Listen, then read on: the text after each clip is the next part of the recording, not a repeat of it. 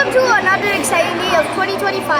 My name is Tycoon Rawala, and today I'm at a science fair doing a really cool science experiment called the Newton's Disk.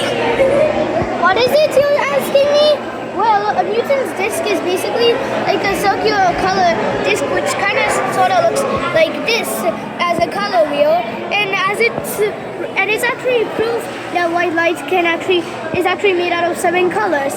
Long time ago, after he discovered gravity, Sir Isaac Newton had another question: how were rainbows made? And at the time he had a question, he was actually experimenting with prisms, which are a type of 3D pyramid entirely made out of glass. So he wanted to prove that it was made out of white light, because one day he actually observed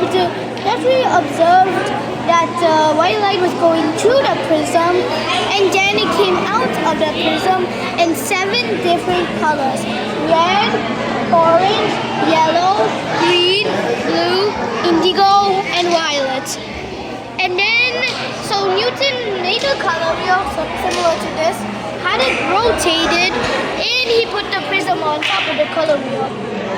And here's a chance for you to see it rotate.